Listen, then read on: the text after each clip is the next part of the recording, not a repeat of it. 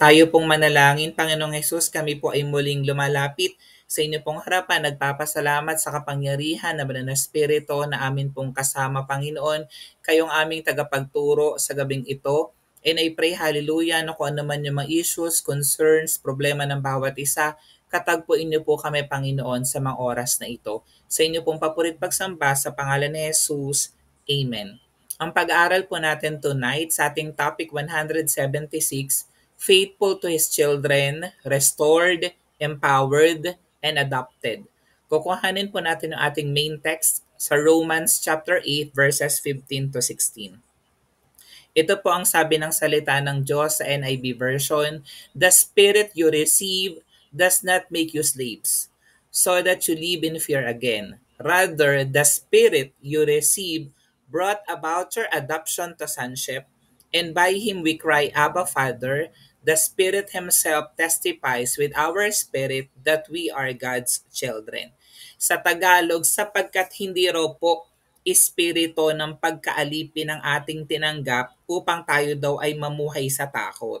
Sa halip, ang ating daw tinanggap ay ang espiritu, referring to the Holy Spirit, ng pagkupkop upang kayo'y gawing mga anak ng Diyos. Yan. So dito malino na sinasabi ng verse na yung lahat ng mga tao na tumanggap kay Jesus na Panginoon, tagapagligtas ng kanyang buhay, tayo po ay matatawag na mga anak ng Diyos.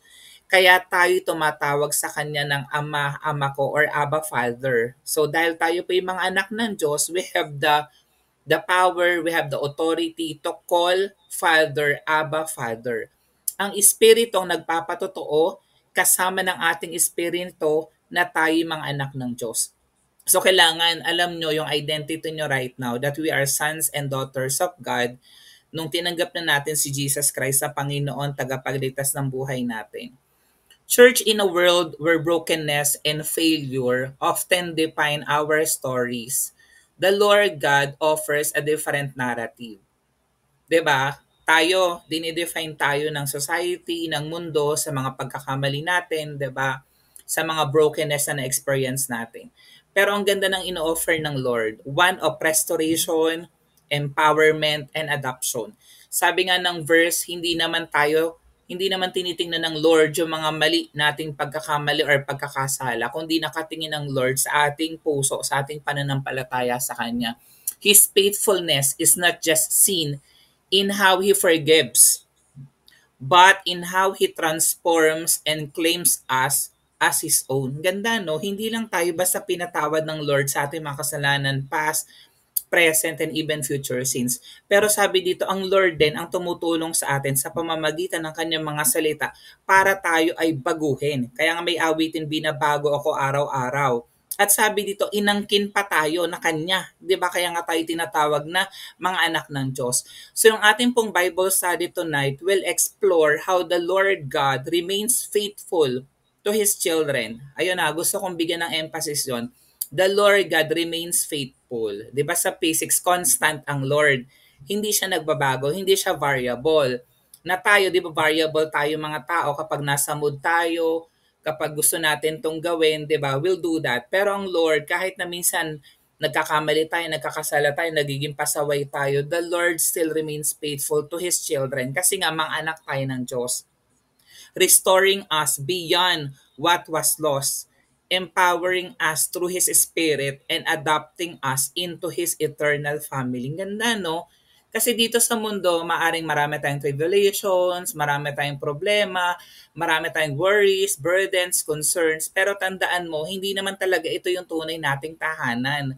We belong to eternity in heaven. Yun ang tunay nating citizen. Yun ang tunay natin na tahanan. At tayo po inadapt na ng Lord into that family, eternal family, kapiling ang ating Panginoon. So yung binasa po natin na verse, kung titingnan po natin yung background, yung hermeneutics nito, Paul's letter to the Romans po yun. It was written to a diverse church composed of Jews and Gentiles. Kasi during that time, para alam po natin, no, si Jesus Christ nag-resurrect na from the dead, bumalik na sa God the Father.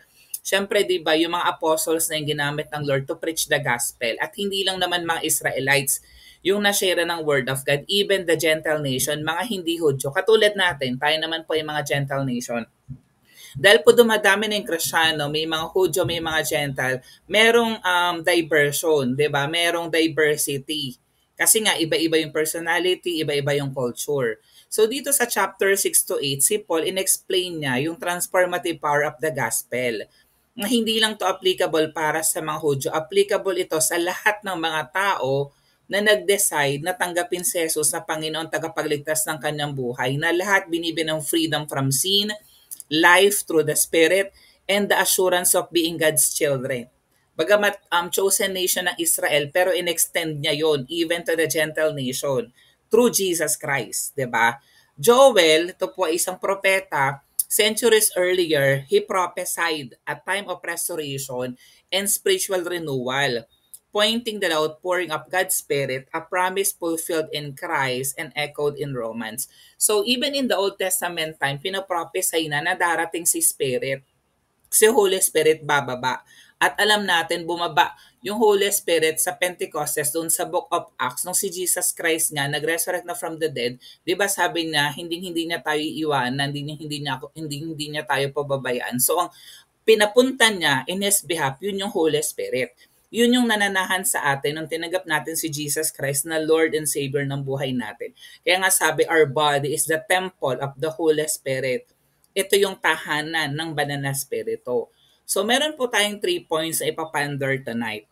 Yung point number 1 ko, God is faithful to restore us to Himself. Sabi nga ng Joel chapter 2 verses 12 to 32, kung babasahin po natin, it shows God's call to repentance and His promise to restore what was lost. Kasi laging ganun yung nangyayari in the Old Testament time, di ba? Wayward yung mga children ng Panginoon, yung mga Israelites, and then the Lord is calling them to repent na umalis sa pagsamba sa Diyos-Diyosan at bumalik sa tunay na Diyos, God the Father, si Yahweh, di ba?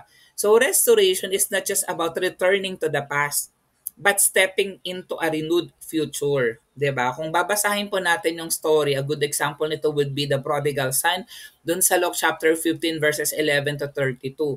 'Di ba? Yung ama, ni-restore back niya yung relationship niya dun sa kanyang wayward child na kinuha yung kanyang mana, 'di ba? Pero nung siya ay nag-ano yung kanyang senses, bumalik siya sa kanyang ama, 'di ba niyakap siya, ni-restore back siya ng kanyang ama. The father didn't just accept his son back. 'Di ba makikita natin he celebrated and he restored him with honor. 'Di ba pinaghanda pa niya yung kanyang anak na gumawa sa kanya ng masama. Sa Joel chapter 2 verses 12 to 13, ito yung panawagan upang magsisi. Sabi dito, gayon man sabi ni Yahweh, mataimtim kayo magsisi at manumbalik sa akin. Mag-ayuno kayo, manangis at magdalamhati, magsisi kayo ng taos sa puso at hindi pakitang tao lamang. Magbalik loob kayo kay Yahweh na inyong Diyos. Siya'y mahabagin at mapagmahal, hindi madaling magalit at wagas ang pag-ibig. Ganda, no? Laging handang magpatawad at hindi nagpaparusa sa nagsisisi. So kung ganun, ang problema pala is minsan nasa ating, 'di ba? Kasi ang Lord hindi pala madaling magalit, mahabagin, mapagmahal, wagas ang pag-ibig, lagi nagpapatawad, hindi nagpaparusa kung nagre-repent tayo, lumalapit tayo sa Kanya. So kailangan lang patuloy na tayo ay lumapit sa Kanya, maging dependent tayo sa Panginoon. Yung point number 2 ko po, the Lord God gives us His Spirit to free us from sin. Sabi nga ng Romans 6:6 to 7, we are no longer slaves to sin. Di na tayo alipin ng kasalanan. Kasi nga, nananahan na sa atin yung Spirito ng Diyos. Romans 8:2, the Spirit gives life and sets us free. Di ba dun sa Pentecost, Acts chapter 2, the Holy Spirit empowered even ordinary people to live boldly for God. Yung pagpapahayag ng salita ng Diyos, pagpapagaling ng mga may sakit, mga miracles, ginawa yun ng mga early Christians. Even ordinary people, hindi lang yung mga disciples ng Panginoon, mga apostles ng Panginoon. Bakit nila nagawa yon? Because they are empowered by the Holy Spirit. And even up until this time, tayo man ay bagong mananampalataya ng Lord, pwede po tayong gamitin ng Lord. Magtiwala lang tayo sa Kanya. Sabi ng Roma, chapter 6:6-7, alam natin ang dati nating pagkatao ay naipako na sa krus kasama niya upang mamatay ang ating makasalanang pagkatao at nang hindi na tayo maalipin pa ng kasalanan. sapagkat ang namatay na ay pinalaya mula sa kapangyarihan ng kasalanan. Ganda, no? Ang mga namatay na daw, referring to us, yung old self po natin, nung hindi pa tayo born again.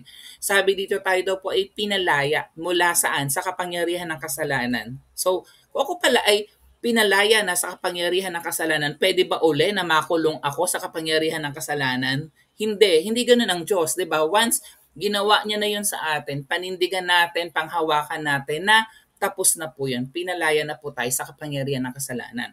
Sa Romans 8:2, sa pamamagitan ng kautusan ng Espiritu nagbibigay buhay, dahil sa pakikiisa natin kay Kristo Jesus, pinalaya na ako mula sa kautusan ng kasalanan at kamatayan.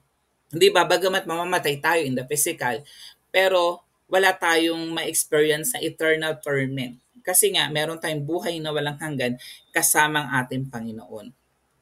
Sa Gawa chapter 2 verses 1 to 4, ito yung time na dumating yung Espiritu Santo, 'di ba? Nagkakatipon silang lahat sa isang lugar nang sumapit ang araw ng Pentecostes. Walang ano-ano'y may ingay na nagmula sa langit na tulad ng ugong ng malakas na hangin at napuno nito ang bahay na kinaroroonan nila. May nakita silang parang mga dilang apoy na dumapos sa bawat isa sa kanila at silang lahat ay napuspos ng Espiritu Santo at nagsimulang magsalita ng iba't ibang wika ayon sa ipinagkaloob sa kanila ng Espiritu. So makita mo dito, so na-experience talaga nila yung power of the Holy Spirit, napuspos sila ng banal na Espiritu at na-lead sila na magsalita ng iba't ibang wika in accordance kung ano yung pinagkaloob ng Holy Spirit sa kanila. At kung babasahin pa natin yung Book of Acts, makikita natin doon nagkaroon sila ng boldness in preaching the gospel, nagpagaling sila ng mga may sakit katulad ng ginagawa ni Jesus Christ nung siya ay nag-minister. So, in the same way, ganun din po tayo. Tayo din, pwede po nating ma-experience na mapuspos sa mananang spirito, magamit mightily ng ating Panginoon. Yung point number 3 ko po, we are adopted as children of God. Diba sabi ng Romans 8:15 to 16, we are not fearful slaves, but beloved children. Pag sinabing adoption, ibig sabihin ng identity, inheritance, and intimacy with God.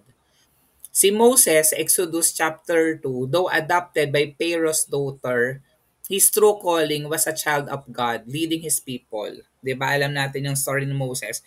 Pero makita natin, bagamat maganda yung kanyang katayuan, di ba tinawag siya ng Panginoon as a child of God. And then siya ngayon ginamit ng Lord to lead the people of Israel out of Egypt.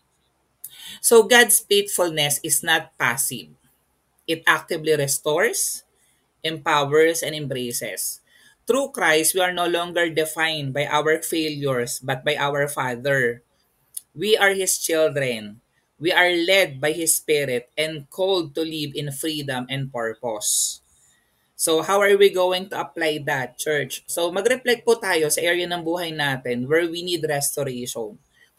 Yan ba ay sa mga personal relationships na meron natin, sa identity po natin, sa trabaho natin, sa pag-aaral natin, sa family natin, ayan, sa personal walk natin with the Lord, saan pa tayo kailangan ma-restore? So, i-reflect po natin yan sa buhay natin.